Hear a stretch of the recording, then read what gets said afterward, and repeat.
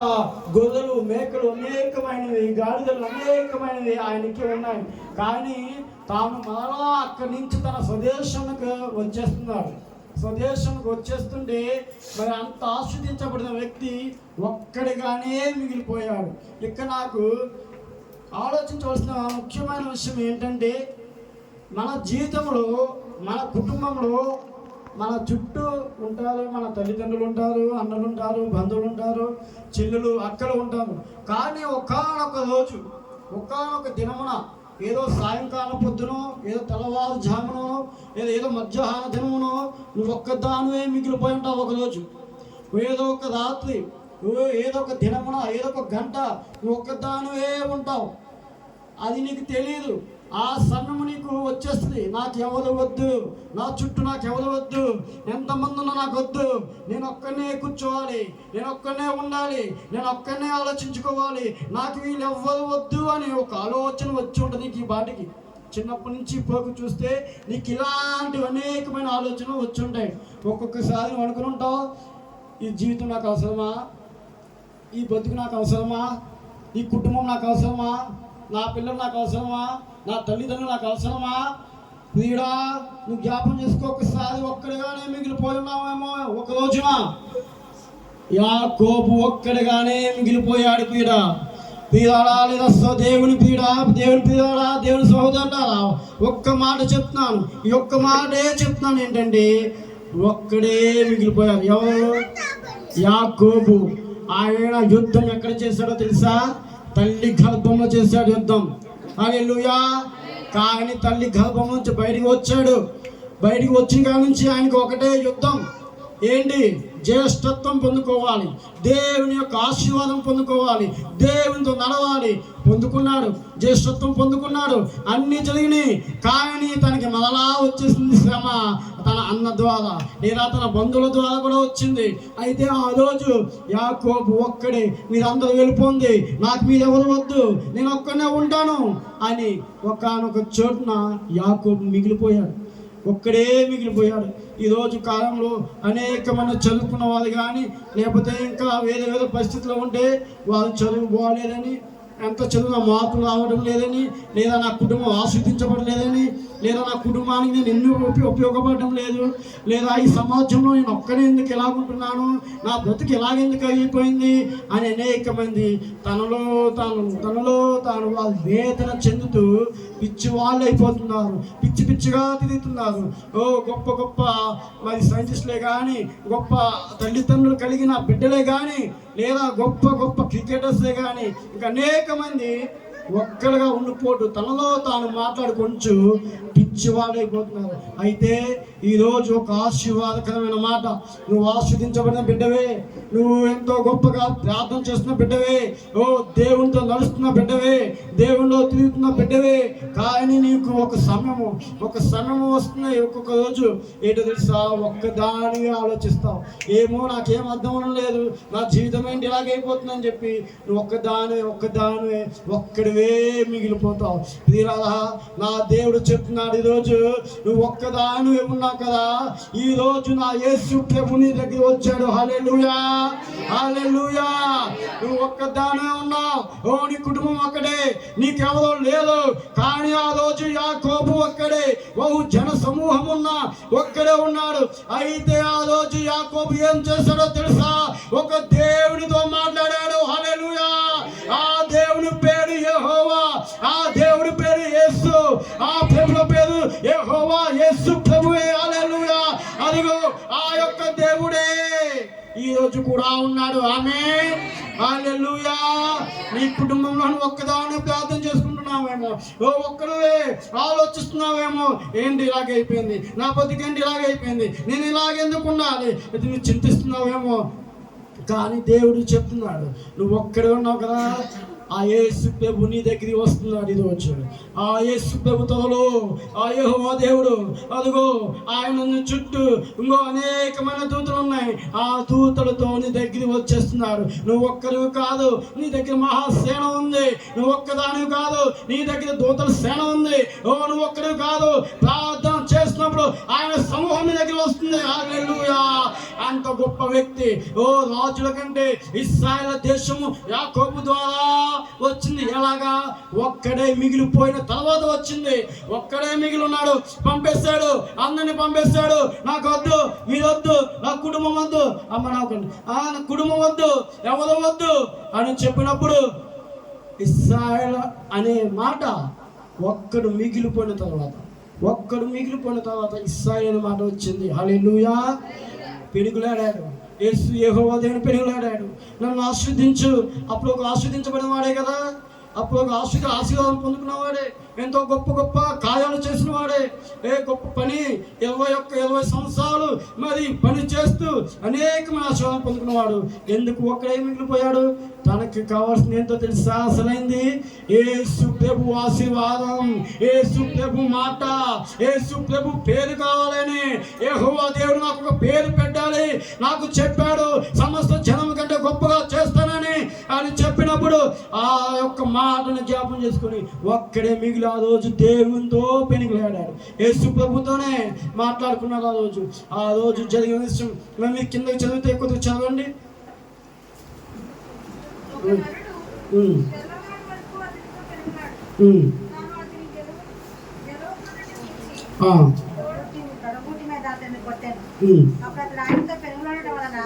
యాకోబు తల కూడా వదిలేదు.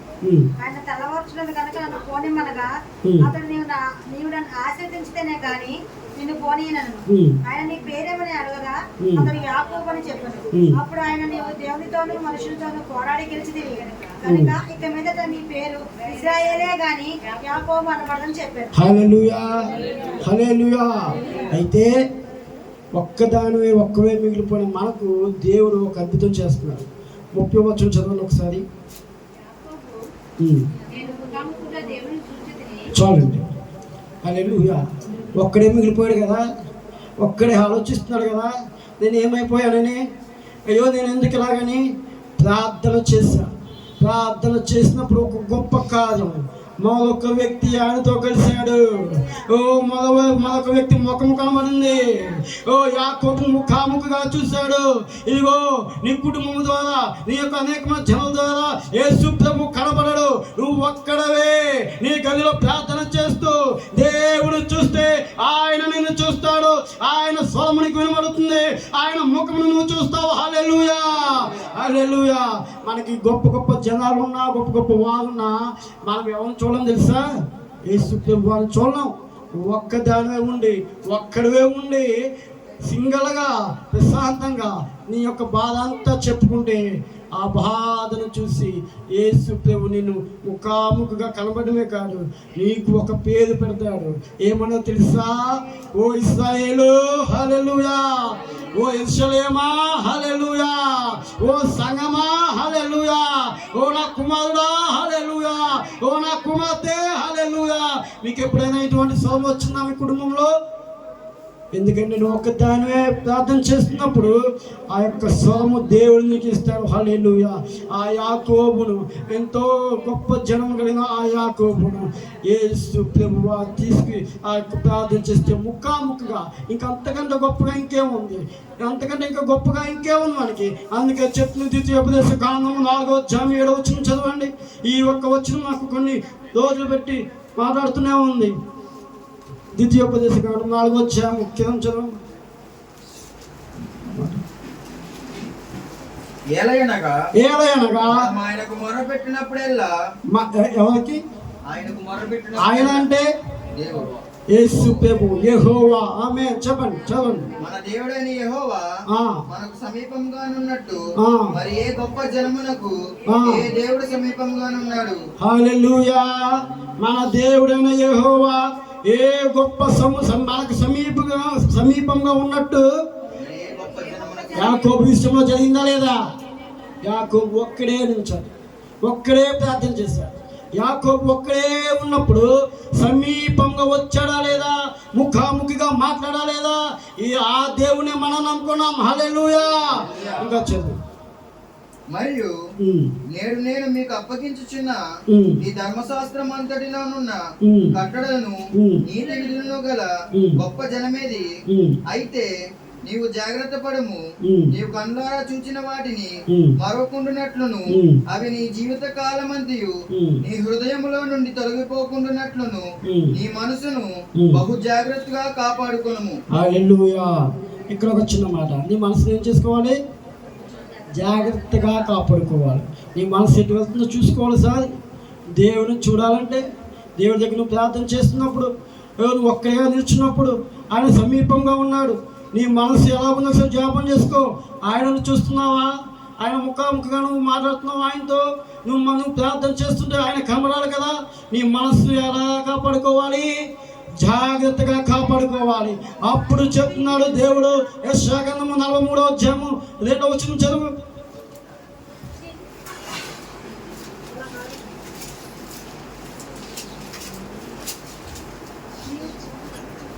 నీవు జలములో పడి దాటినప్పుడు. ఎవరు?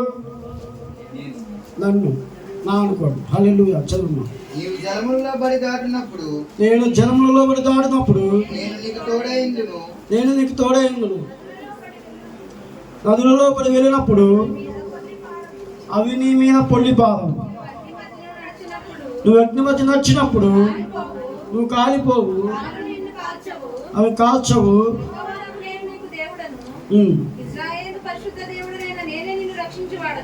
చాలండి. హల్లెలూయా.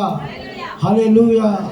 యాకోబు ఒక్కడే ఉన్నాడు, ఒక్కడే మిగిలిపోయినప్పుడు యెహోవా దేవునితో ముఖాముఖిగా మాట్లాడాడు. తర్వాత అంటున్నాడు, నువ్వు ముఖాముఖం మాట్లాడాలంటే నీ మనస్సును జాగ్రత్తగా ఉంచుకోవాలి. నీ మనసు జాగ్రత్తగా ఉన్నప్పుడు ఆయన ఎక్కడ ఉంటాడు? సమీపముగా ఉంటాడు. ఏ గొప్ప జనము లేని విధముగా. ఒక్కసారి చూస్తున్నాం, చూడండి ఒక చిన్న మాట. ఏ గొప్ప జనము అంటే, గొప్ప జనం అంటే ఏంటి పిల్లల? అమెరికా దేశం కానీ చాలా దేశాలు కానీ యేసు ప్రభువుని నమ్ముకున్నాయి, కానీ ఆయనకు సమీపంగా దేవుడు లేడు. ఉన్నవులకు కానీ ధనికులకు కానీ దేవుడు సమీపంగా లేడు. ఇదిగో నీ దగ్గర ఏమీ లేదు, కానీ ఆయన అంటున్నాడు, ఆ గొప్ప జనం కంటే నిన్నే, హల్లెలూయా, నీ దగ్గరే ఉన్నాడు ఆయన. ఈ ఒక్క మాటను జ్ఞాపం చేసుకుంటే చాలు, ఈ ఒక్క మాటను జ్ఞాపం చేసుకుంటే చాలు. అప్పుడు ఆయన అంటున్నారు, నువ్వు మొదలు పెట్టినప్పుడల్లా నీ మొదలు వింటాడంట ఆయన. యాకోబు జరిగింది అలా కార్యము ఆయన ఇశ్రాయేలుగా మార్చేశాడు. హల్లెలూయా. అటువంటి దేవుని మనం కలిగి ఉన్నాం.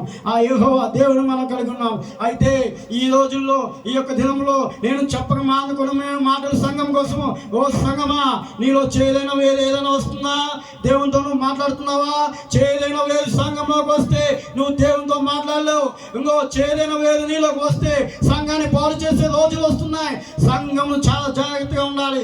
సంఘము దేవునితో ముఖాముఖిగా మాట్లాడాలి. ఎందుకంటే సంఘము దేవుని యొక్క మరి పెళ్లి కుమార్తె అయింది. ఆయన త్వరగా వచ్చేస్తున్నాడు. ఇంకో నువ్వు చేయలేని వేరు కలిగి నీ ఇష్టానుసారంగా, నీ మనసు జాగ్రత్తగా లేకుండా నా ఇష్టానుసారంగా ఉంటే యేసు ప్రభువుని సమీపంగా ఉన్నాడు. ఏ గొప్ప జనము లేను అన్నట్టుగా, ఏ గొప్ప జనముకు లేని విధంగా నీకు సమీపంగా ఉంటాడు కదా. నీ మనసు జాగ్రత్తగా లేకపోతే నీకు సమీపంగా ఉన్నాడు ఆయన. నీ మనసు జాగ్రత్తగా ఉండాల్సిందే యేసు ప్రభు దగ్గర. ఇది ఎక్కడైనా సత్యమే.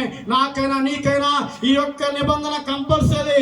ఈ యొక్క వాక్యము, ఈ యొక్క మాట అందరికి రూఢిపరచవలసిన యేసు ప్రభు చెప్తున్నారు.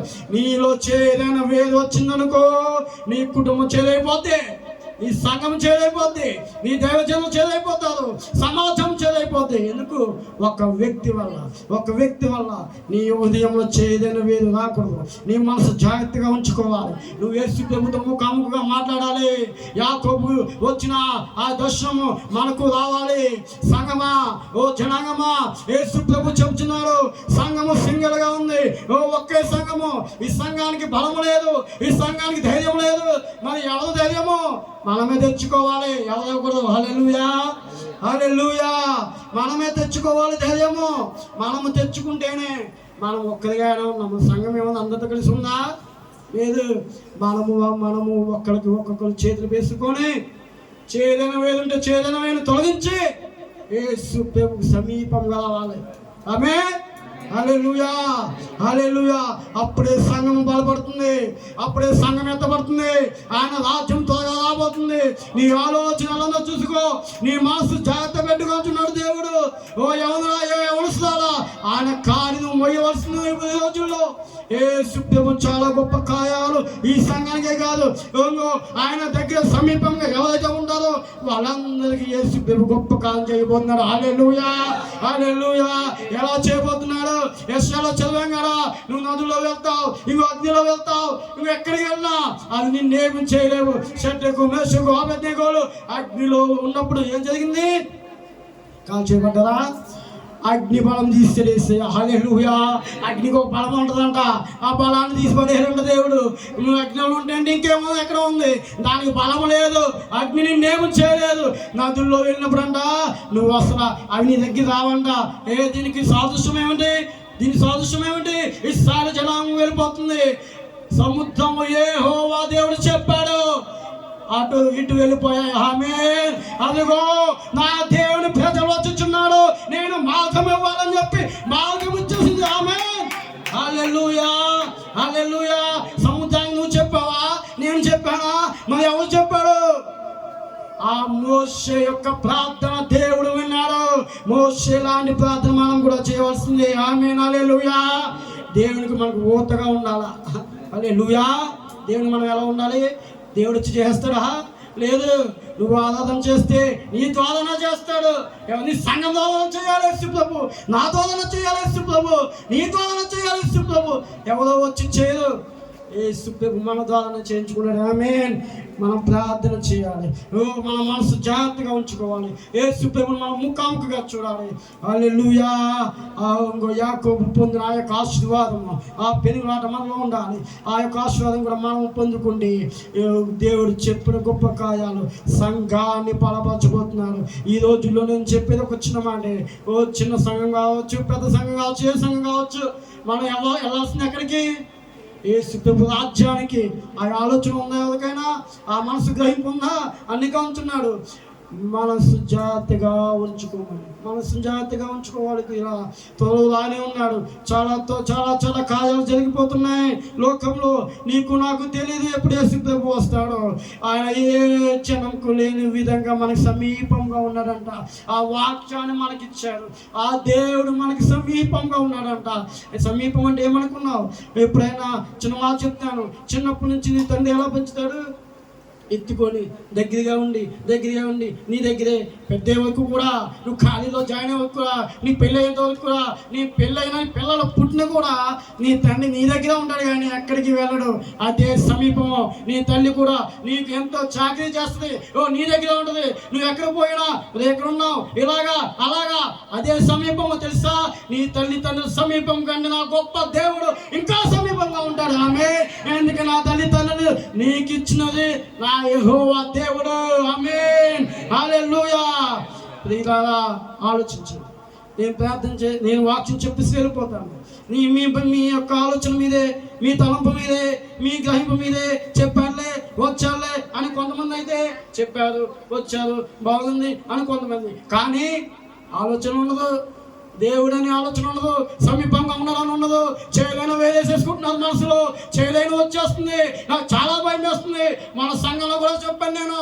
ఆ సంఘంలో కూడా చేయలేని వేది వచ్చిందంటే సంఘాన్ని పాడు చేసేద్ది. చేయలేని వేది రానకూడదు. చేదైన వేది అంటే ఏంటి?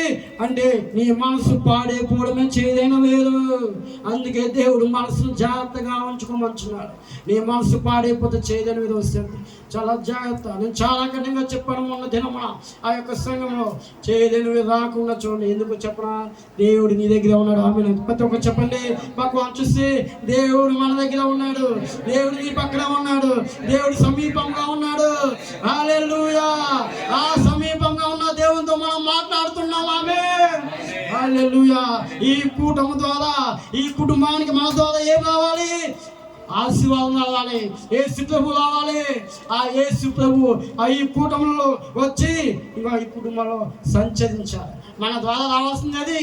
అంతేగాని వచ్చేసి వెళ్ళిపోయి కూర్చొని చప్పట కొట్టకుండా, చప్పట కొట్టరు పాటలు పాడరు, ఆరాధించరు, ఎందుకు రావడం బాగానే మేటర్ దాన్ని అలాగనే నా మాట పట్టించుకోకండి. నేను అలా చెప్తూ ఉంటాను. మీ సంఘానికి వచ్చినప్పుడు ఏం చేయాలి? కుటుంబానికి మనం ఏమి ఇవ్వాలి? ఏమి ఇవ్వాలి? ఆశీర్వాదం ఎవరి ద్వారా? నీ ద్వారానే. నువ్వు ఆరాధిస్తే యేసు ప్రభువు చూస్తాడు. హల్లెలూయా. ఈ కుటుంబం ఆస్వాదించబడాలంటే నువ్వు ఆరాధించాలి. నిన్ను అక్కడి నుంచి అక్కడ తీసుకొచ్చింది ఎందుకు? గణపతి నుంచి ఆడుకోవడానికి కాదు. హల్లెలూయా. ఆరాధించడానికే. ఆమె నువ్వు ఆరాధించాలి. వాళ్ళు అన్నంతే అది మీకు వేసుకోవాలి. హల్లెలూయా. అందులో కదా మన ద్వారా కుటుంబాలు సంతోషపడాలి, సంతోషంగా. హల్లెలూయా.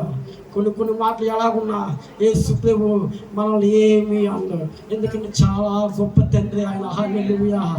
ఆయన తండ్రి స్వభావము చాలా గొప్పది. ఆ స్వభావం అనుభవించావంటే నీకు ఏమీ అనిపించదు. అయ్యగారు ఎందుకు తిడతావు కానీ ఈయన బాగా చేస్తారు, గట్టిగా తిడతారు, అవి పట్టించుకోకూడదు. యేసు ప్రభు స్వభావం నువ్వు అనుభవించాలి. ఆయన ఎంత గొప్ప దేవుడు అంటే పిల్లల ఈ కుటుంబం ఆస్వాదించబడాలి. నువ్వు అడుగు పెట్టావంటే నేను శాపం వచ్చేది. కొంతమంది అడుగు పెడితే అదొక ఆలోచన ఉండదు వాళ్ళకి, శాపంతోనే వస్తారు. ఆ ఆలోచన వేరు, ఆ తలంపు వేరు, ఏంటో అర్థం అవ్వదు. యేసు ప్రభువుని చూడాలని తెలదు, వస్తారు, నవ్వుతారు, వెళ్ళిపోతారు, ఎకలో పక్కపక్కలో కొన్ని చోట్ల లేదు. యేసు ప్రభు మన దగ్గర ఉన్నారు. ఆమేన్. హల్లెలూయా. యేసు ప్రభు మన దగ్గర ఉన్నారు. హల్లెలూయా. ఆలోచిస్తే ఎక్కువ తీసుకున్న పర్లేదు, వెళ్ళిపోతుంది ఎలా నా సంబంధం లేదు. హల్లెలూయా. ఇక నాకు సంబంధం ఉండదు, తర్వాత మీరు చూసుకోవడమే, ఆయన తీసుకుంటాడు. ఇంకా హల్లెలూయా. మా బాధ్యత అంతే. నైట్ కూడా అలాగే చేసాం, అంతేనా కదా? ఆరాధించాలి. వచ్చేవంతే దేవుడితో ఆరాధన చేయాలి. మనం సమీపంగా ఉన్నాడు అన్నాడు ఆయన వాక్యంలోనే. ఆ మాత్రం సమీపంగా ఉన్నాడు. ఇప్పుడు అదొకే యాకోబుది ఎలాగంట ముఖాముఖిగా మాట్లాడాడంట. ఏంటి ఒక రోజులోనే? ఆ రోజు నైట్ అంతే ముఖాముఖిగా మాట్లాడాడంట. అంత గొప్ప దేవుని మనం ఇంట్లో పెట్టుకుని మనం ఎలా ఉండాలి? ఆరాధించాలి. అవును, చాలా ఆరాధించాలి. నాకు చాలా నచ్చింది. నాకు ఒక పాట, పర్వతాలు ఆయన కీర్తిస్తున్నాయంట. పర్వతాలు అప్పుడు నాకు ఒక ఆలోచన వచ్చింది. పర్వతాలు ఇంకా మీకు పాడేది కదా, పర్వతాలు కీర్తిస్తున్నాయంట. పర్వతం ఎంత, మనం ఎంత? నేనెంత? ఆ పర్వతం యెహోవా దేవుడు కీర్తిస్తుందంట.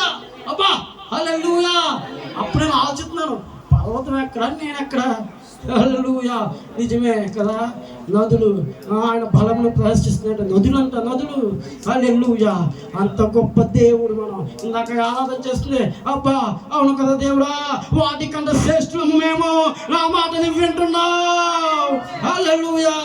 సంతోషం వస్తుంది. ఏదో వస్తుంటే ఏదో నాకు వస్తుంది. హల్లెలూయా. ఆమేన్. ఇక్కడ ఏదో మాయ ఉంది. హల్లెలూయా.